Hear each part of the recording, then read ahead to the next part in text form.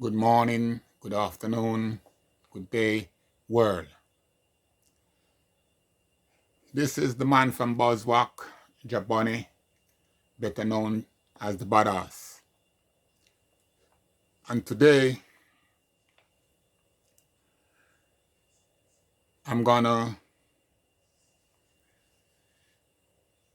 come to you out of Life and Lesson of Marcus Garvey. Mainly, I'm gonna be reasoning on African fundamentalism, fount of inspiration, speeches by Marcus Garvey. The Honorable Marcus Garvey speak. For the next few Sundays, I am going to speak to you from the thoughts contained in African fundamentalism so that they may be advice. I expect every Negro home at this time to secure a copy of this creed for the guidance of the race. Tonight I will speak from the first sentence of Africa fundamentalism.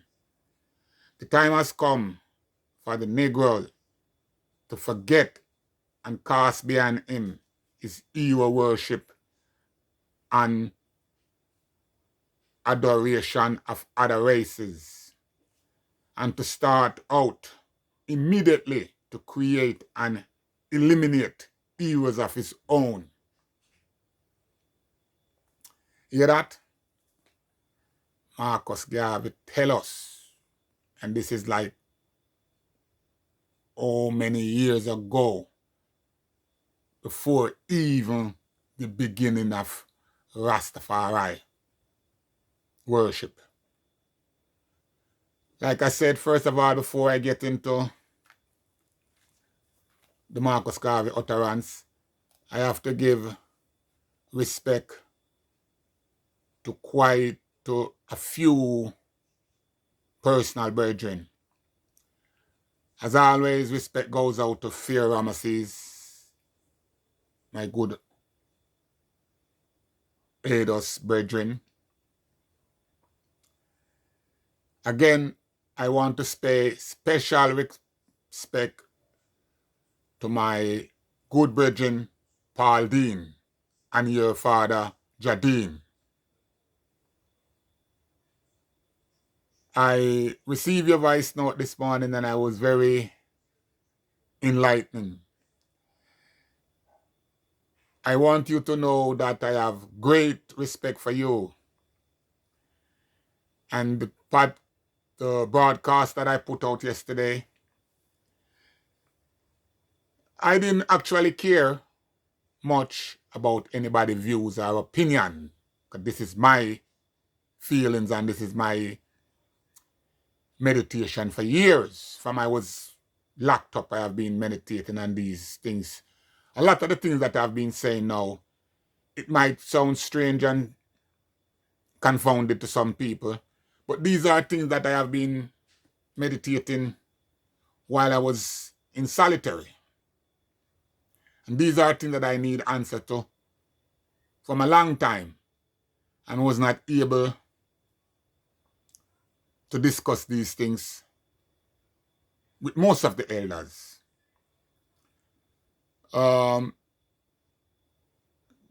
Japal, I want you to know that I value your opinion as a student and as a child of us, a Rastafarian baby.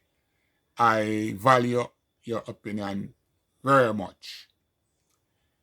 And I'm very mindful sometimes, sometimes me and you have great reasoning on topic where you come at me as a young youth hard.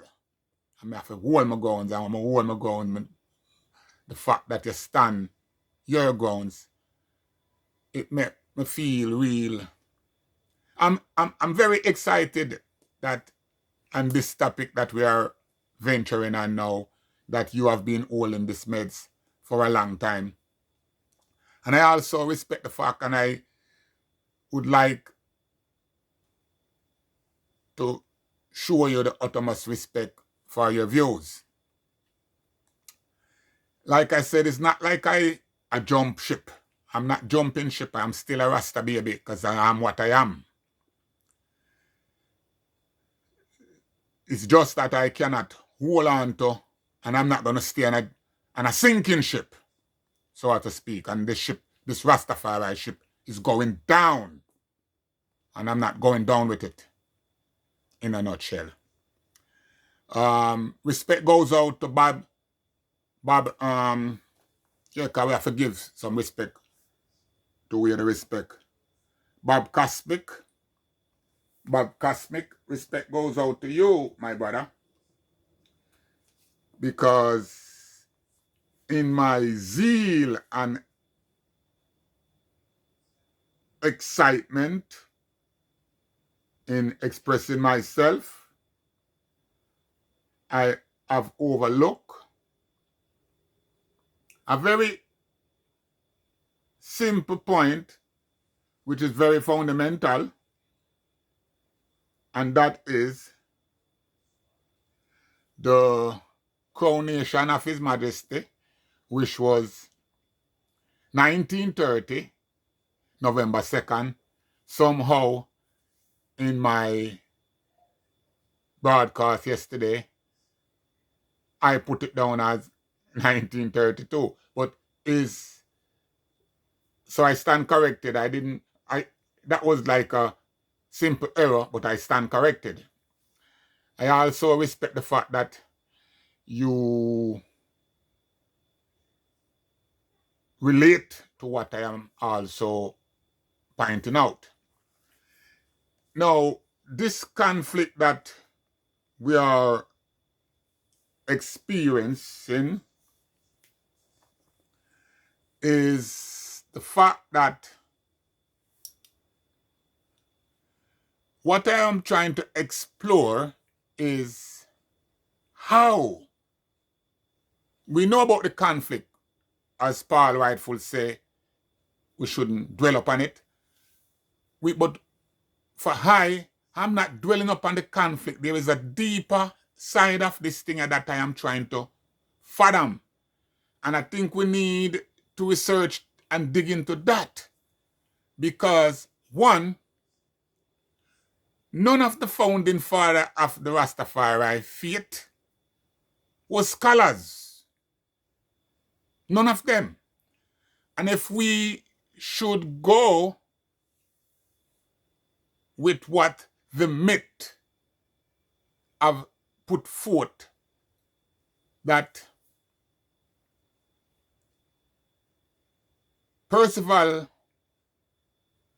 Leonard Percival was at some stage in the US, also Claudius Henry. So these are the two chief founding father of the Rastafari faith. Both of them was at some stage, if we are to go with what our history or our foundation is based upon, both man at some stage was in the US. The history revealed that Claudius Henry, somewhere along the line, I had read that he was a part of the Marcus Garvey trading, and it was him, allegedly, that came back to Jamaica and point us to, he is known as the first Rastaman, and he was in the US. Now, this is how deep me want to carry this thing. I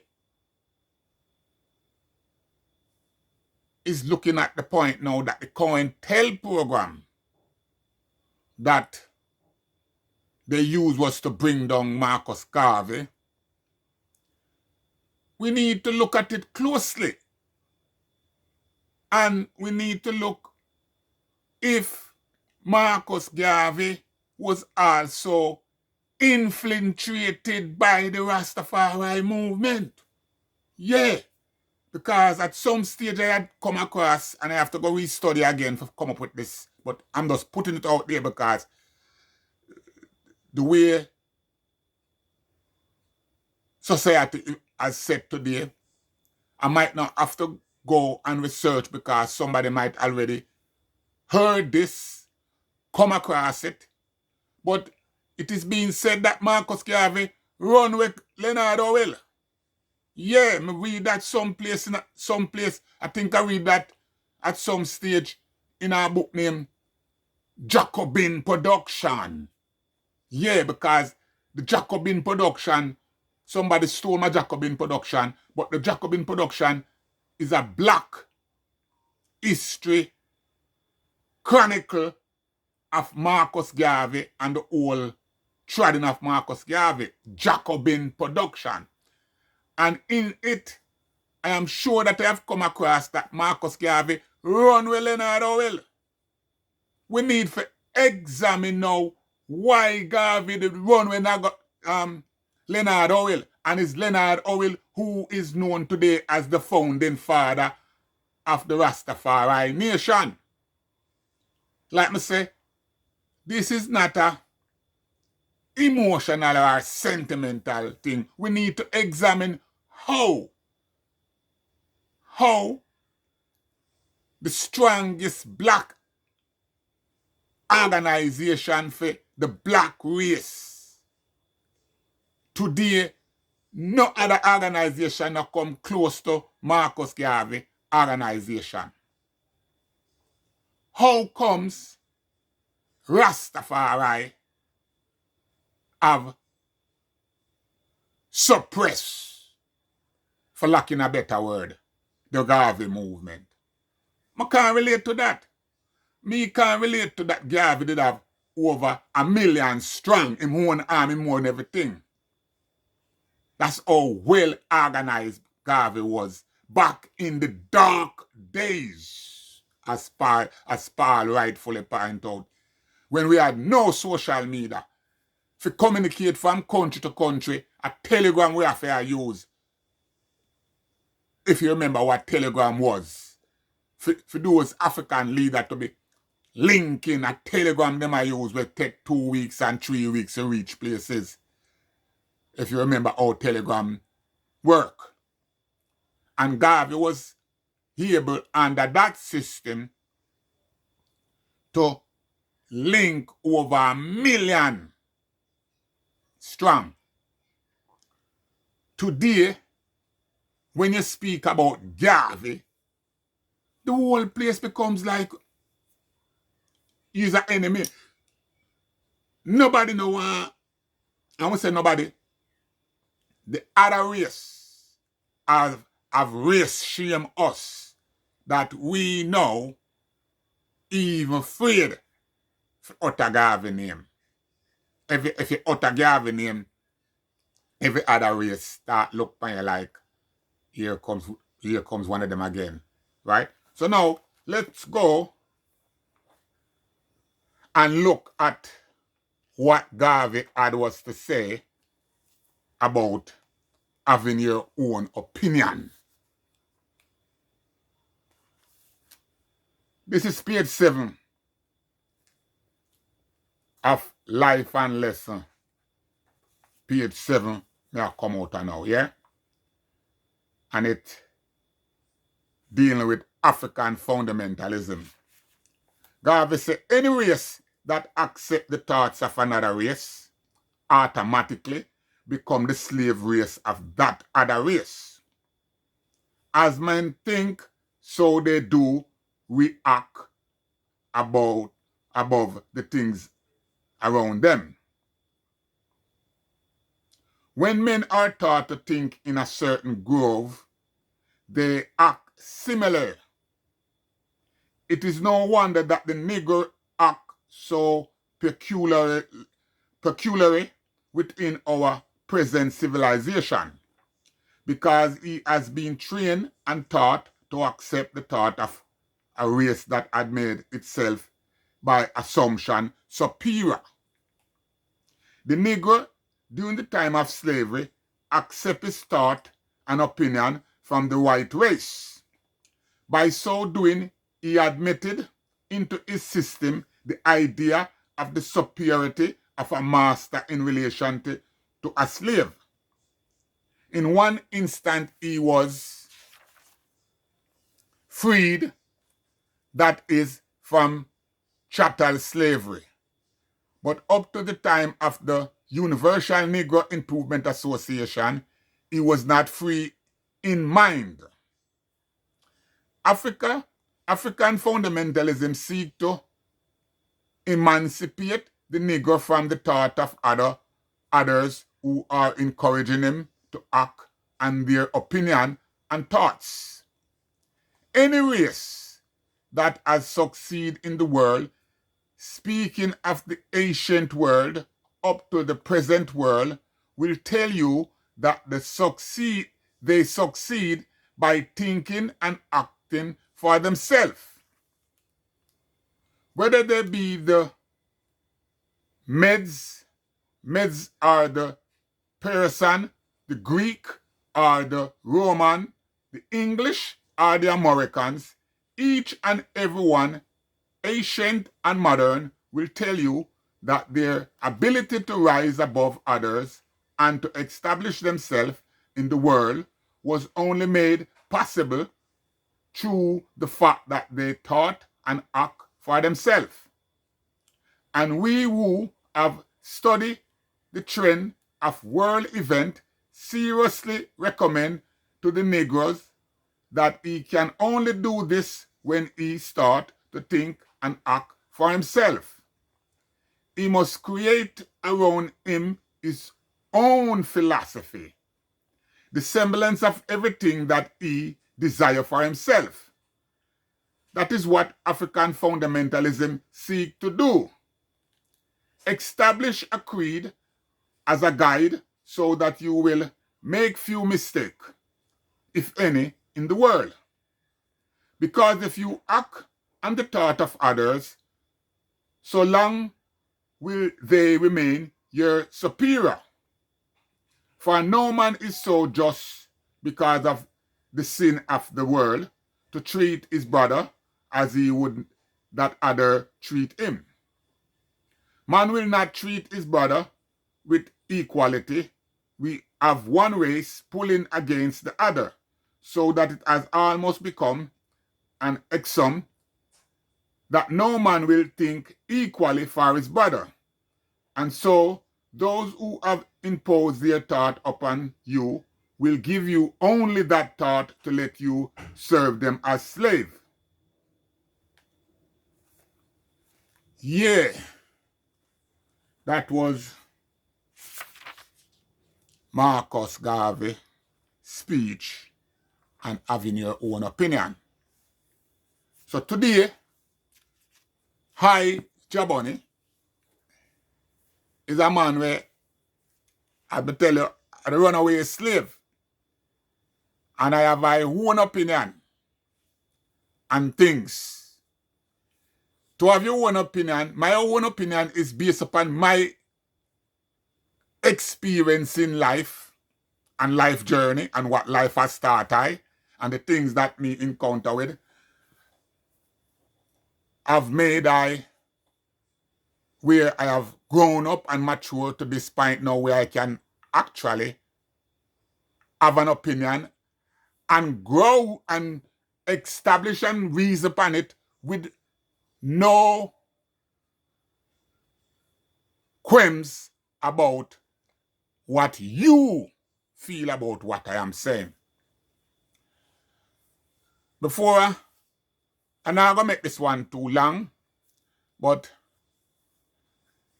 I sit down in my comment and I keep asking people with some narrow-minded type of thinking that don't come over my thing and come with no little half key, because we don't have no time for engage half key. This guy comment that out of everything when me say yesterday, he took it away that I am comparing prison. And that's the better thing. To me, I talk about Jamaica prison and New York prison. I have to make you know, you will think say me I compare prison. If that is your understanding from it, well, that is your understanding. I am a prison expert. Yeah, you have to know that. I am a prison expert. Between Jamaica and America, I think I do close to 25 years in prison. So, I have been to all Jamaican boys' school, family, home, place of safety, and I've been to Spanish Town prison, GP prison, gun court, bamboo tambing farm. So I think I have the right to compare the prison's environment. And what I was only pointing out is the difference of institution in terms of facilities and the library capability. But you never get that. Because you think say me glad for that prison. And that me that complain. But you never hear when me tell you say, when me think about Jamaica prison, it make my mind rehabilitate from badness. You never hear that part there. You never hear when me think about the type of dungeon Jamaica prison is it deter a man like me. If me go to Jamaica right now, me wouldn't mash a fly. Me I tell you that. Me wouldn't mash a fly because me wouldn't want to go in a one of them. Me wouldn't want to go in a jail cell again in life in Jamaica. Much less a prison cell. Me I tell you that. Yeah. Because the standard when me know about prison, me no think say Jamaica can prison me in terms of the standard. Even here in England. This is the next reason why me humble and just fall. Because I got jail in England already too.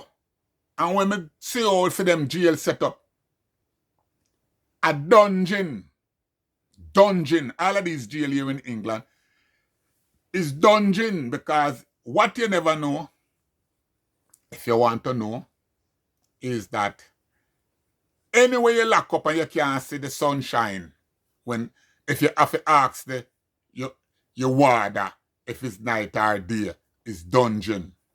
Yeah.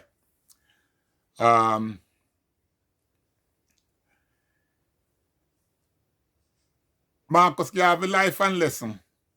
Again, it is, to me, it coming like Jamaica is a part of the conspiracy. Yeah.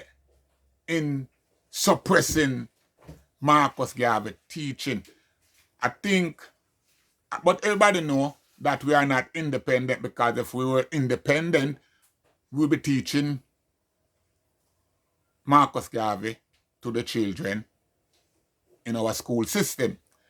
I think, brethren, like I said, respect goes out to all the positive comments that reply to this topic. I think one brethren replied and said, Jabi, you hit it on the nail, because if the school system was to teach Marcus Garvey in the school system in Jamaica, our children would be the greatest children in the world. Their self-confident would be skyrocket high. But I don't know what kind of changes needed for the school system. All those people up at UII, University of the West Indies, where claim them are scholars. How come no come up with no bright idea regarding incorporating Garvey life and lesson in the school system? Like I said, from now on, my focus will be on the teaching of Garvey, and I will try to at least give you some utterance surrounding African fundamentalism. Now make we look to the African leader right now, because from Nkrumah, come straight up to Mandela, all of them, every one of them, have sold Garvey out, and in doing so, sold out the black race. And for that, next time.